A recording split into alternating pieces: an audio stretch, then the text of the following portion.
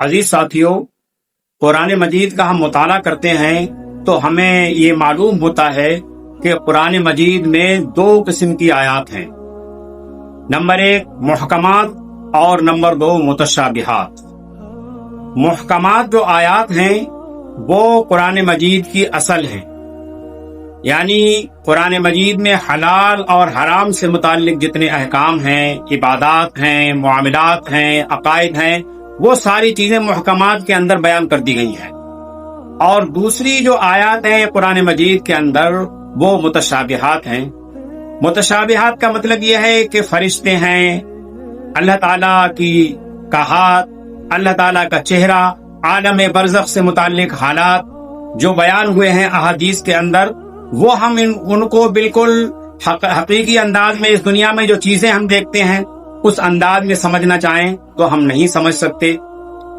محکمات آیات کے اگر ہم مثال دیکھنا چاہیں تو جنگ بدر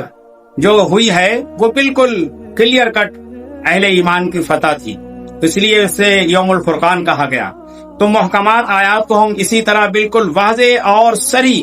جس میں کوئی کسی قسم کی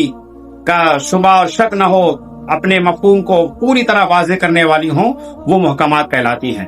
اور متشابہات جو ہیں اس کی مثال ایسے سمجھ لیجئے جیسے غزوہ احد، کہ اس کے اندر مسلمانوں کو پہلے فتح ہوئی اور اس کے بعد شکست ہوئی، اور پھر بعد میں کیسے فتح ہوئی یہ بات مشتبہ ہے۔ یہ اللہ ہی کی مدد اور نصرت تھی، اور وہ کس طرح سے ہوئی اس کو ہم یہاں پر نہیں سمجھ سکتے۔ تو جن لوگوں کے دل کے اندر ٹیڑھ ہے، جو ٹیڑھے راستے پر چلنے والے ہیں، وہ ہمیشہ متشابہات کے پیچھے پڑے رہتے ہیں۔ اور جو اہل علم ہیں، جو علم کے اندر راسخ ہیں، جو رسوخ رکھتے ہیں علم کے اندر، وہ یہ کہتے ہیں کہ جو کچھ بھی ہمارے رب کی طرف سے